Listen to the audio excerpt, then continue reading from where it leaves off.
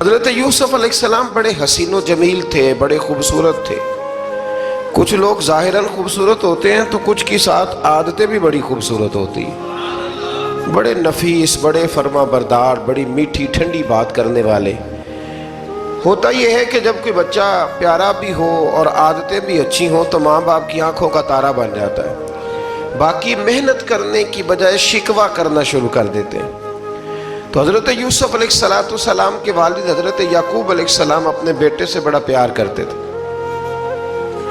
اور آج اس واقعے میں آپ کو یہ بھی سمجھ آئے گی کہ ساری زندگی لوگوں نے ماں بیٹے کا پیار بیان کیا ہے، یہ وہ واقعہ ہے جس نے باپ بیٹے کا پیار بیان کیا اور انوکھے انداز میں بیان کیا۔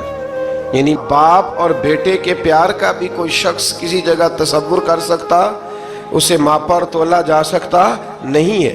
تو حضرت یعقوب علیہ السلام کے صاحبزادے تھے یوسف علیہ السلام، آپ بڑا پیار کرتے تھے تو باقی بھائی تھوڑا حسد کرنے لگے، انہیں جلنا شروع کر دیا۔ حضرت سیدنا یوسف علیہ السلام ایک دن فرمانے لگے اپنے والد سے کہ ابا جی میں نے خواب دیکھا ہے کہ 11 ستارے، سورج اور چاند مجھے سجدہ کر رہے ہیں۔ قال یا بنی لا تقصص رؤیاک علی اخواتک، کہ بیٹا اپنا خواب اپنے بھائیوں سے نہ بیان کرنا،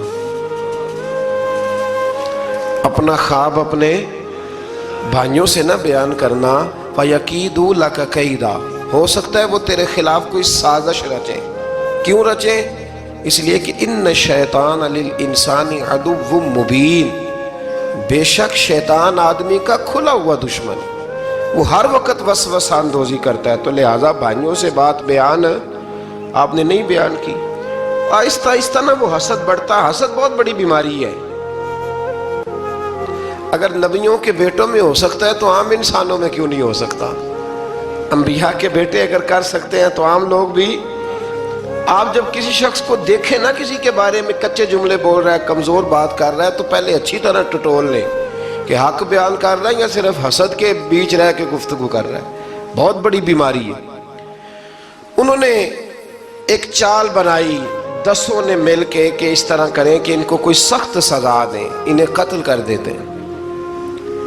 پھر کہنے لگے مارتے نہیں، کنویں میں پھینک دیتے ہیں۔ حضرت یعقوب علیہ السلام کی بارگاہ میں حاضر ہوئے تو حاضر ہو کے عرض کی کہ ہم سیر کرنا چاہتے ہیں تو ہمارا بھائی یوسف بھی تو ہمارا بھائی ہے نا، ہمارے ساتھ بھیجیں، وہاں کھیلے گا، کودے گا، کھائے گا، پیے گا۔ حضرت یعقوب علیہ السلام نے فرمایا نہیں، مجھے ڈر لگتا ہے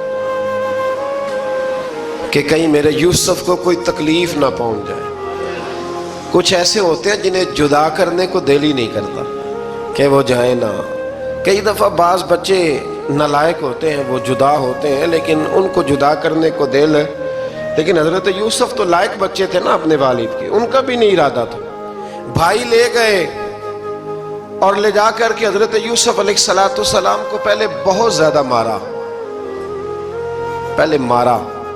پھر حضرت یوسف علیہ السلام کا کرتا اتار کے ان کے ہاتھ باندھے، پھر بڑے بھائی نے یہودا نے رسی کے ساتھ باندھ کے کنویں میں لٹکا دیا، اور پھر جب درمیان میں پہنچے تو پھر رسی کو کاٹ دیا۔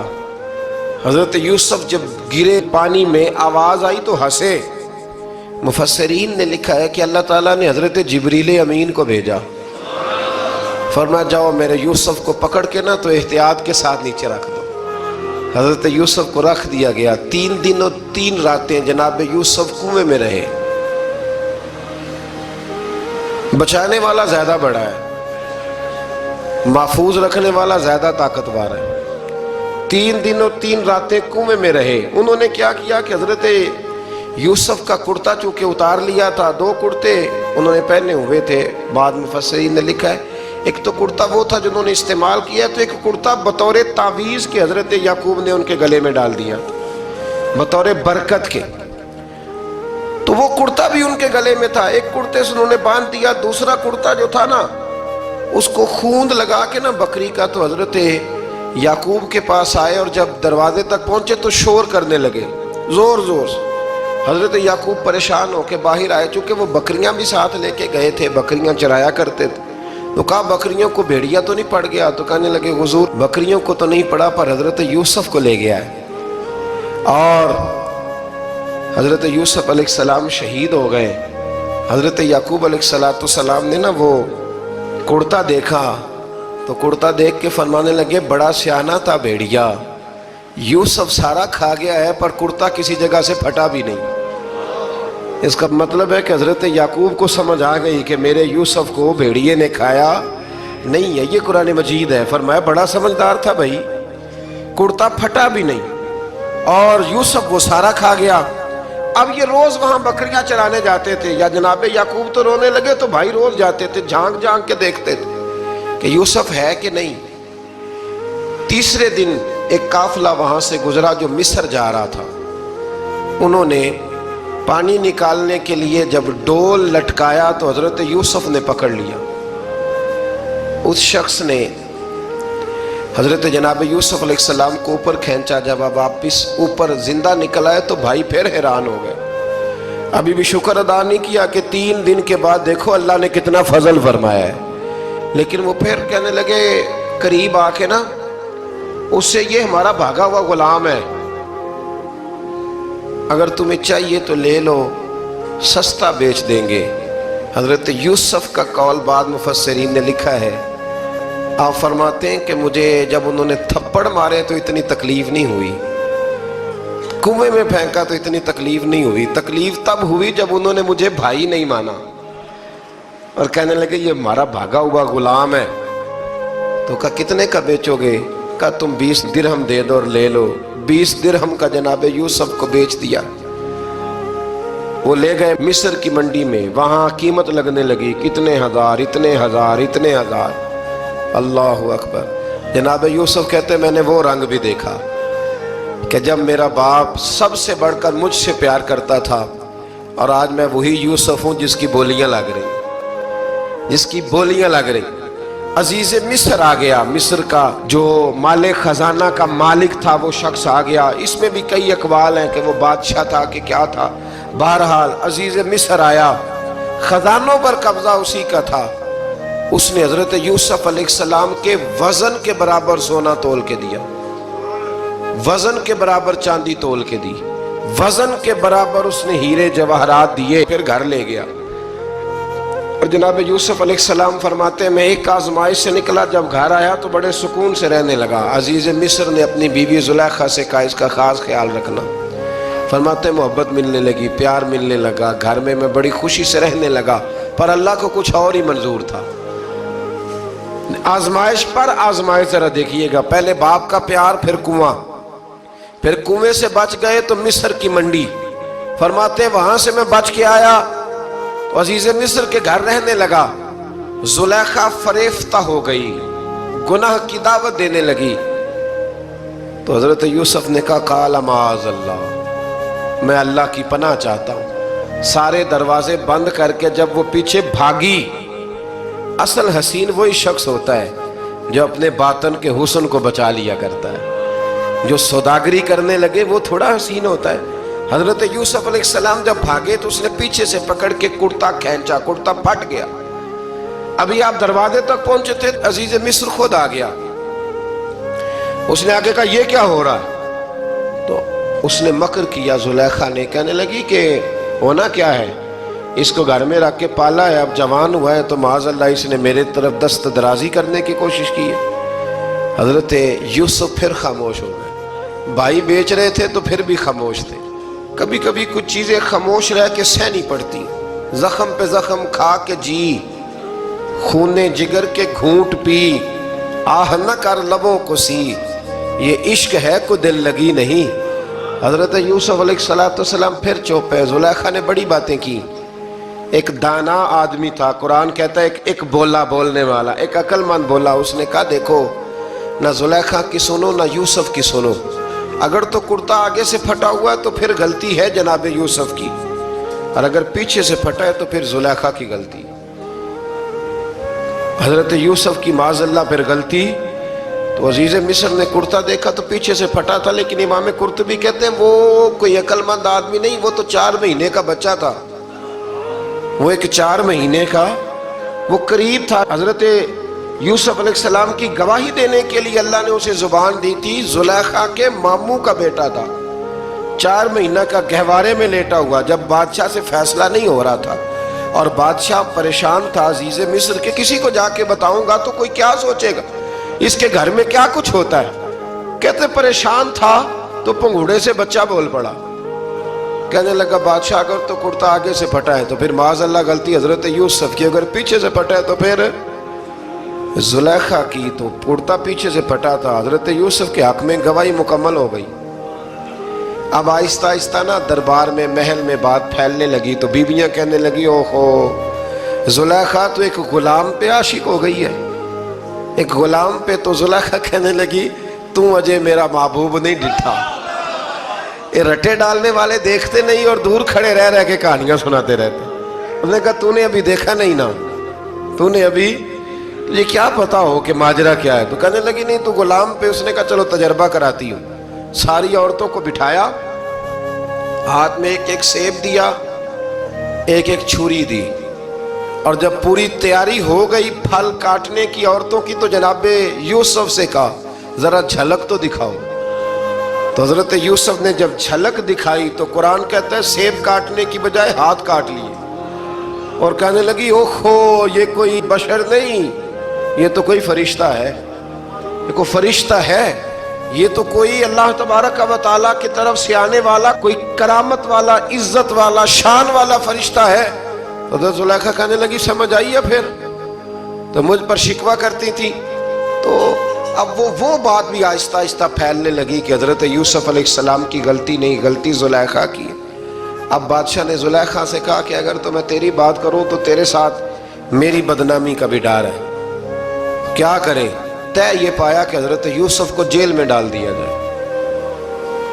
پہلے بھائیوں کے تھپڑ، پھر کنواں، پھر مصر کی منڈی، پھر زلیخا کا الزام، اور پھر باری آ گئی جیل جانے کی۔ حضرت یوسف علیہ السلام کو جیل میں، کچھ نے لکھا ہے 12 سال جیل میں رہے، جیل میں ڈال دیا۔ حضرت یوسف علیہ السلام جیل میں کیا کرتے؟ واعظ فرماتے، تبلیغ فرماتے، لوگوں کو اللہ کی توحید کی دعوت دیتے۔ وہاں جیل میں نا ایک شخص نے خواب دیکھا، اس نے دیکھا کہ میرے سر پہ نا پرندے کھا رہے۔ تو حضرت یوسف کہنے لگے اس کی تعبیر یہ ہے کہ تجھے قتل کیا جائے گا اور تیری لاش کچھ دیر پڑی رہے گی تو پرندے تیرے سر پہ آ کے بیٹھیں گے، یہ تعبیر ہے۔ ایسا ہی ہوا، واقعی وہ شخص قتل ہو گیا۔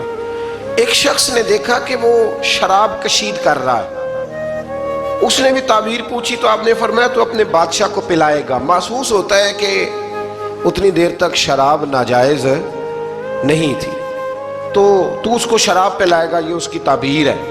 وقت گزرتا گیا، وقت جو ہوتا ہے نا وقت، یہ خود بخود لوگوں کی بے گناہی ثابت کر دیتا ہے۔ ایک وقت میں نا پراپوگنڈا ہوتا ہے تو ہر آدمی پراپوگنڈے کا شکار ہوتا ہے، پھر جب وقت گزرتا جاتا ہے تو خود بخود وقت کا گزرنا کچھ چیزوں کا خود بخود حال بن جاتا ہے۔ حضرت یوسف علی نبینا علیہ السلام کو جب 12 سال بیت گئے تو بادشاہ نے، عزیز مصر نے خواب دیکھا۔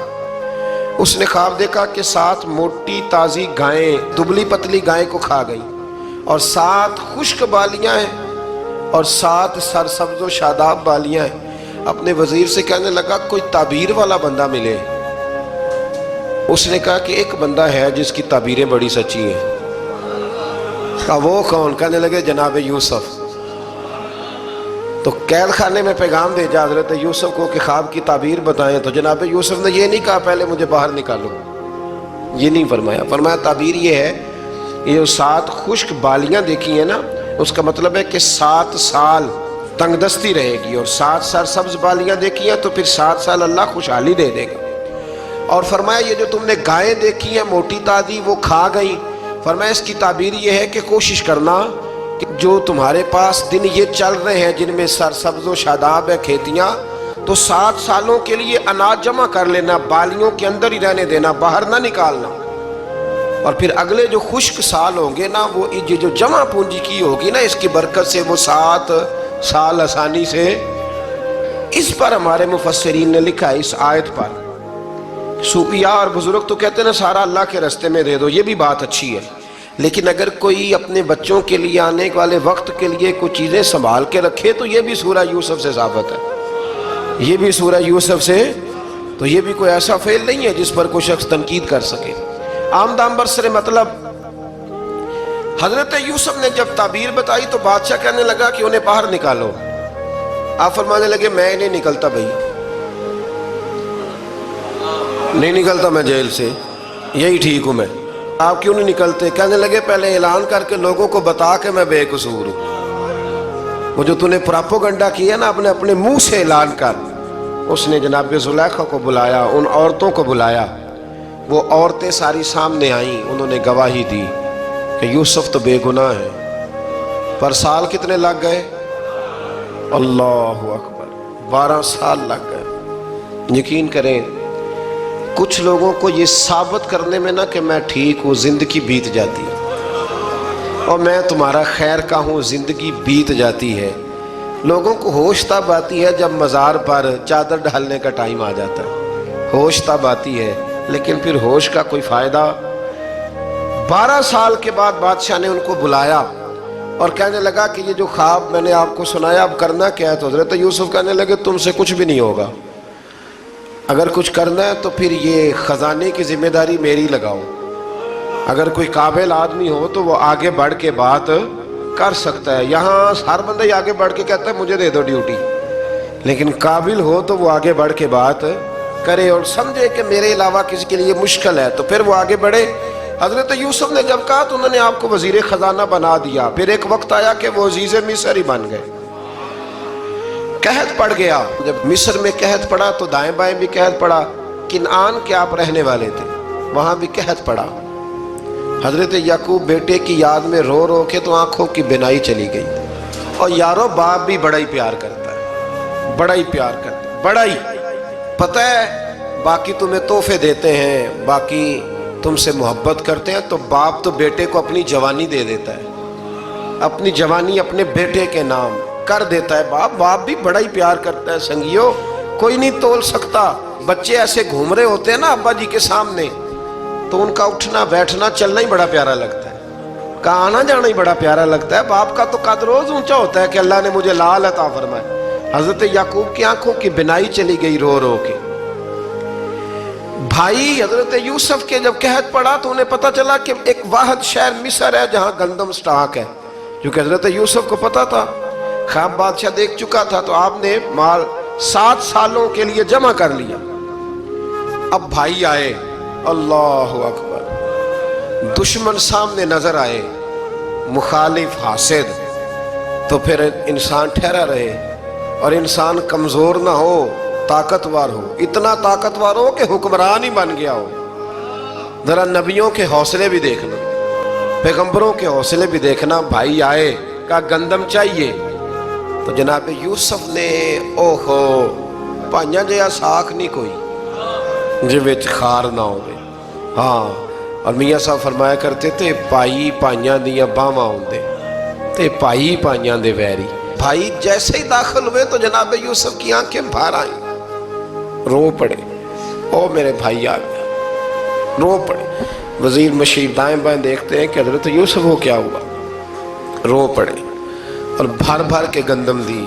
उसको इशारे करते चल थोड़ी और डाल दे, चल थोड़ी और डाल दे। जब भाइयों को दे चुके तो फिर फरमाने लगे कि शायद इससे गुजारा ना हो, जरूरत पड़ी तो दोबारा भी आ जाना।